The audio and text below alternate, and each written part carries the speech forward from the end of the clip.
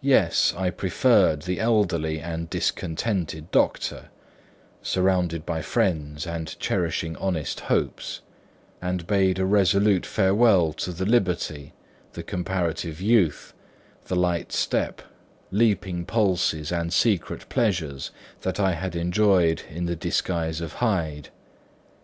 I made this choice perhaps with some unconscious reservation, for I neither gave up the house in Soho, nor destroyed the clothes of Edward Hyde, which still lay ready in my cabinet. For 2 months, however, I was true to my determination. For 2 months I led a life of such severity as I had never before attained to, and enjoyed the compensations of an approving conscience. But time began at last to obliterate the freshness of my alarm. The praises of conscience began to grow into a thing of course. I began to be tortured with throes and longings, as of Hyde struggling after freedom. And at last, in an hour of moral weakness, I once again compounded and swallowed the transforming draught. I do not suppose that, when a drunkard reasons with himself upon his vice, he is once out of 500 times affected by the dangers that he runs through his brutish, physical insensibility. Neither had I, long as I had considered my position, made enough allowance for the complete moral insensibility and insensate readiness to evil, which were the leading characters of Edward Hyde. Yet it was by these that I was punished. My devil had been long caged. He came out roaring. I was conscious, even when I took the draught, of a more unbridled, a more furious propensity to ill. It must have been this, I suppose, that stirred in my soul that tempest of impatience with which I listened to the civilities of my unhappy victim.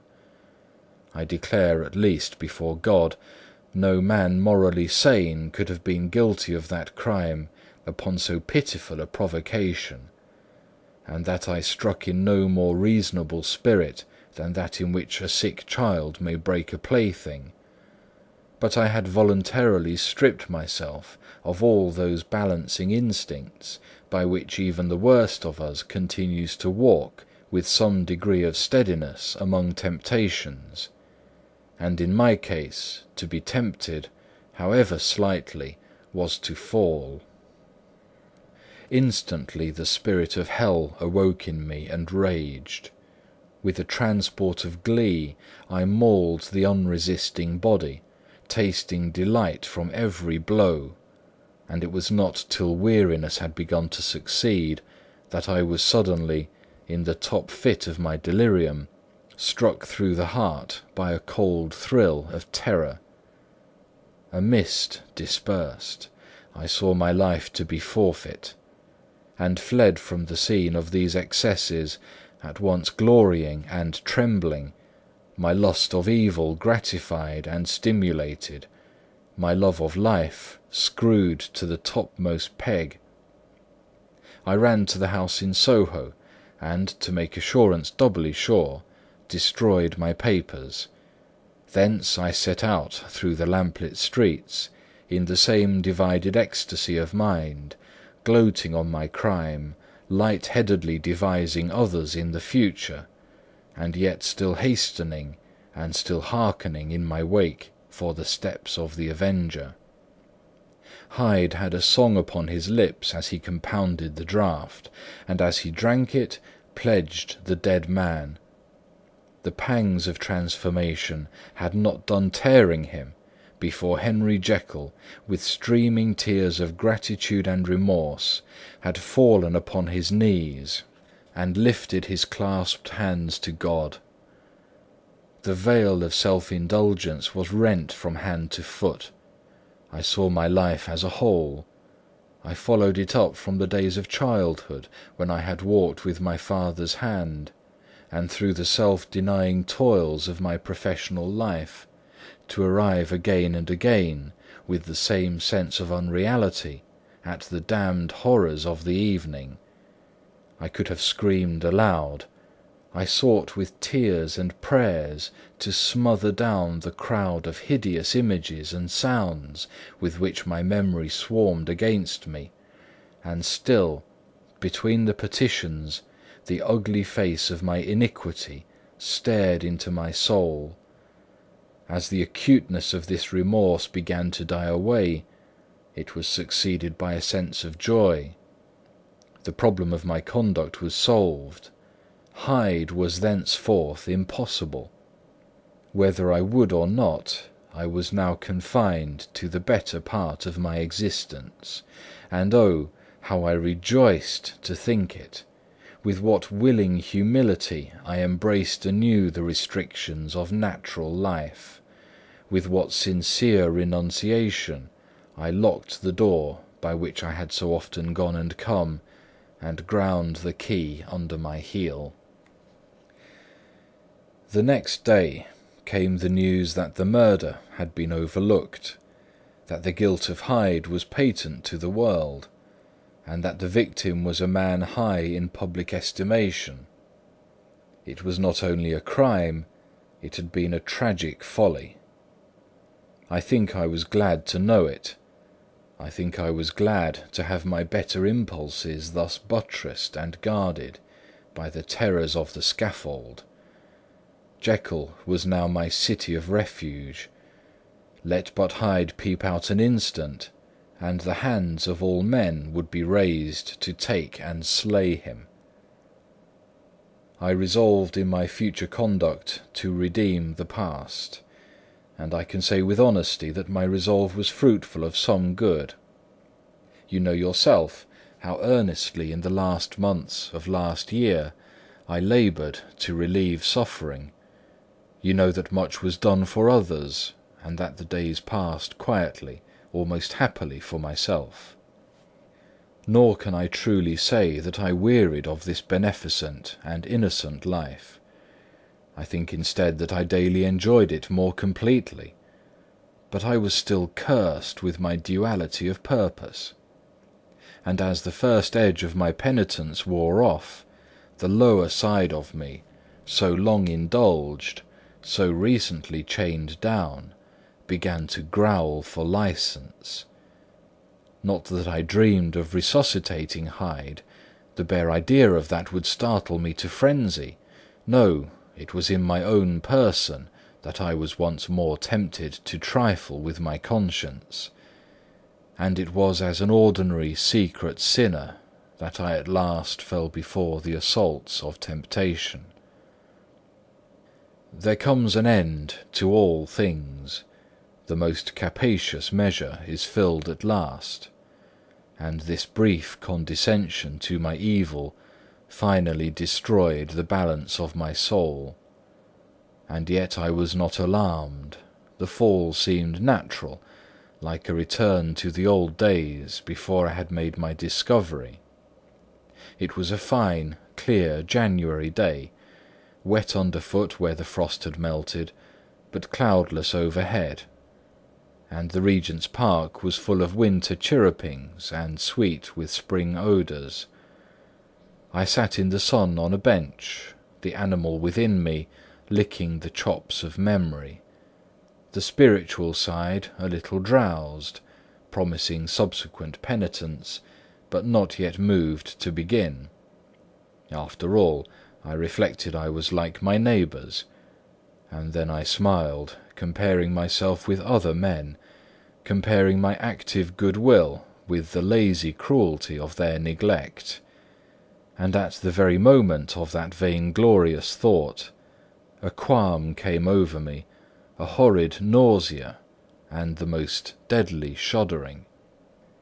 These passed away and left me faint, and then, as in its turn the faintness subsided, I began to be aware of a change in the temper of my thoughts, a greater boldness, a contempt of danger, a solution of the bonds of obligation. I looked down. My clothes hung formlessly on my shrunken limbs. The hand that lay on my knee was corded and hairy. I was once more Edward Hyde. A moment before I had been safe of all men's respect, wealthy, beloved, the cloth laying for me on the dining-room at home; and now I was the common quarry of mankind, hunted, houseless, a known murderer, thrall to the gallows. My reason wavered, but it did not fail me utterly. I have more than once observed that in my second character my faculties seemed sharpened to a point, and my spirits more tensely elastic. Thus it came about that, where Jekyll perhaps might have succumbed, Hyde rose to the importance of the moment. My drugs were in one of the presses of my cabinet. How was I to reach them? That was the problem that, crushing my temples in my hands, I set myself to solve. The laboratory door I had closed. If I sought to enter by the house, my own servants would consign me to the gallows. I saw I must employ another hand, and thought of Lanyon. How was he to be reached? How persuaded? Supposing that I escaped capture in the streets, how was I to make my way into his presence? And how should I, an unknown and displeasing visitor, prevail on the famous physician to rifle the study of his colleague, Dr. Jekyll? Then I remembered that of my original character one part remained to me. I could write my own hand. And once I had conceived that kindling spark, the way that I must follow became lighted up from end to end. Thereupon I arranged my clothes as best I could, and summoning a passing hansom, drove to an hotel in Portland Street, the name of which I chanced to remember. At my appearance, which was indeed comical enough, however tragic a fate these garments covered, the driver could not conceal his mirth.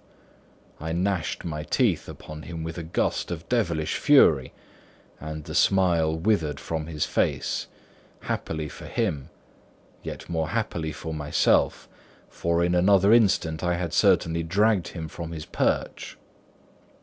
At the inn, as I entered, I looked about me with so black a countenance as to make the attendants tremble. Not a look did they exchange in my presence, but obsequiously took my orders, led me to a private room, and brought me wherewithal to write. Hyde in danger of his life was a creature new to me. Shaken with inordinate anger, strung to the pitch of murder, lusting to inflict pain.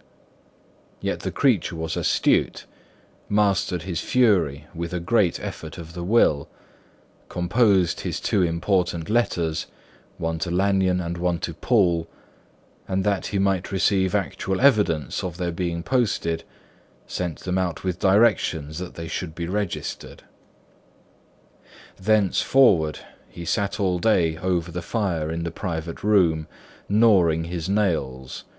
There he dined, sitting alone with his fears, the waiter visibly quailing before his eye, and thence, when the night was fully come, he set forth in the corner of a closed cab, and was driven to and fro about the streets of the city. He, I say, I cannot say I. That child of hell had nothing human, nothing lived in him but fear and hatred, and when at last, thinking the driver had begun to grow suspicious, he discharged the cab and ventured on foot, attired in his misfitting clothes, an object marked out for observation, into the midst of the nocturnal passengers, these two base passions raged within him like a tempest. He walked fast, hunted by his fears, chattering to himself, skulking through the less frequented thoroughfares, counting the minutes that still divided him from midnight. Once a woman spoke to him, offering, I think, a box of lights. He smote her in the face, and she fled.